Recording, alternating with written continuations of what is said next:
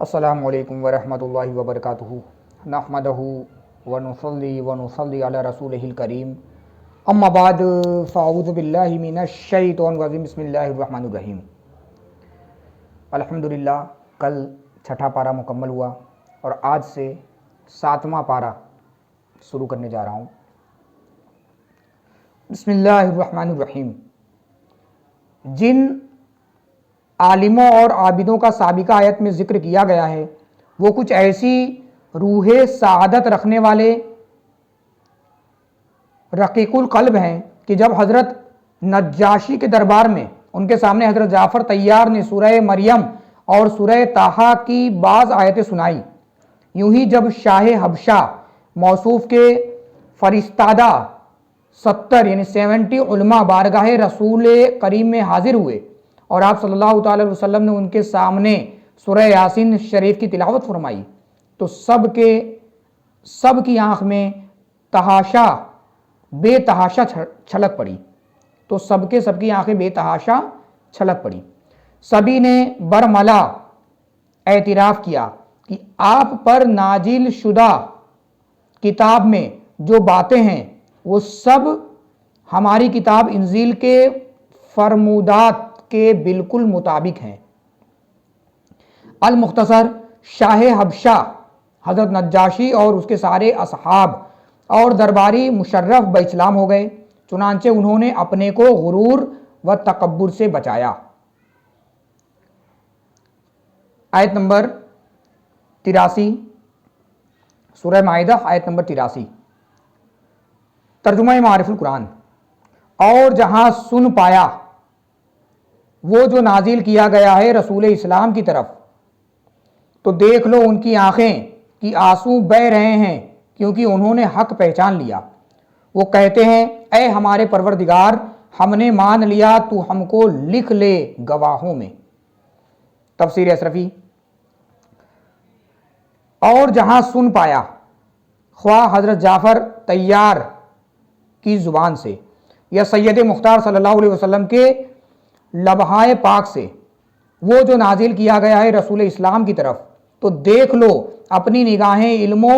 ادراک سے ان حبشہ والوں کی، نیز اپنے سر کی آنکھوں سے اپنے دربار میں ان حاضر ہونے والوں کی آنکھیں جو کہ آنسو بہا رہی ہے، ان سے اس رقت قلبی اور اشک باری کا ظہور ہونا ہی تھا کیونکہ انہوں نے حق پہچان لیا۔ ان کا یہ رونا حق و شداقت کی معرفت ہی کا نتیجہ ہے۔ اس مقام پر یہ بات بھی قابل غور ہے کہ جب بعض حق کی معرفت نے انہیں رلا دیا تو پھر ان کی کیا حالت ہوتی اگر وہ کل حق، یعنی بعض حق کی معرفت نے انہیں رلا دیا تو پھر ان کی کیا حالت ہوتی اگر وہ کل حق کی معرفت والے ہو جاتے اور پورے قرآن کریم کی سماعت فرما لیتے، نیز رسول کریم کی سنت کا مکمل احاطہ کر لیتے، جبکہ ان کی مختصر سی معرفت نے انہیں مجبور کر دیا کہ ایمان لائے اور اسلام میں داخل ہو جائیں۔ چنانچہ وہ کہتے ہیں کہ اے ہمارے پروردگار، ہم نے اس رسول اسلام اور اس پر نازل شدہ اس کلام کو مان لیا، تو ہم کو لکھ لے ان گواہوں میں جنہوں نے رسول کریم اور قرآن کریم کی صداقت و حقانیت کی گواہی دی ہے، یا ہمیں امت محمدی میں شامل فرما دے جن کی شان انجیل میں یہ بیان کی گئی ہے کہ وہ قیامت کے دن ساری امتوں پر گواہ ہوں گے۔ جب حضرت جعفر کے رفقا مدینے پہنچے تو وہاں کے یہودیوں نے ان کی ملامت کی کہ تم لوگ کیا جھٹ پٹ ایمان لائے، ہمیں دیکھو کہ مدت گزری ہمیں دعوت اسلام کرتے ہیں اور ہم نہیں مانتے۔ یوں ہی اہل حبشہ نے نجاشی سے کہا کہ حیرت ہے کہ تو اس شخص پر ایمان لایا جسے تو نے دیکھا تک نہیں، تو ان ملامت کرنے والوں کو ان سب نے یہی جواب دیا کہ ہم دین اسلام کے حضور سر تسلیم خم کیوں نہ کریں۔ آیت نمبر 85 آیت نمبر 84 اور 85، ترجمہ معارف القرآن۔ اور اللہ کو اور جو ہمارے پاس حق آیا کیوں نہ مانے جبکہ ہم اس کے لالچی ہیں کہ داخل کر دے ہم کو ہمارا پروردگار نیکوں کے ساتھ، تو اللہ نے ان کو ثواب بخشا جو انہوں نے کہا اس کا، جنتیں کی بہتی ہیں جن کے نیچے نہریں، ہمیشہ اس میں رہنے والے، اور یہ مخلصوں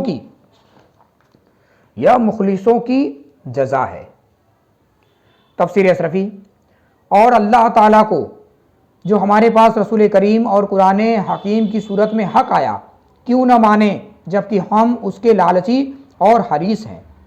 اور اس بات کی آرزو رکھتے ہیں کہ داخل کر دے ہم کو ہمارا پروردگار رسول و اصحاب رسول، بالخصوص مہاجرین اولین اور امت محمدی کے نیکوں کے ساتھ۔ تو اللہ تعالیٰ نے ان کو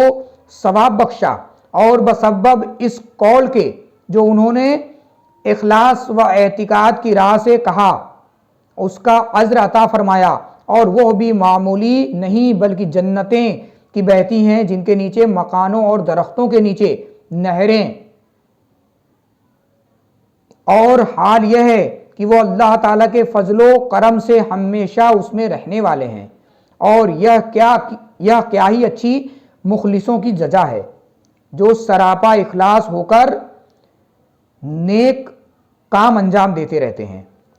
خدا کریم کے اس فضل و کرم کو سننے کے ساتھ اس قادر مطلق کے عدل کو بھی دیکھتے چلو۔ دوران درس پڑھنے میں کسی طرح کی کوئی لغزش، کوئی خطا، کوئی غلطی ہوئی ہو تو میں اللہ رب العزت کی بارگاہ میں توبہ کرتا ہوں، معافی مانگتا ہوں، اللہ رب العزت قبول فرمائے۔ صلو علی الحبیب صلی اللہ تعالی علی محمد صلی اللہ علیہ وسلم۔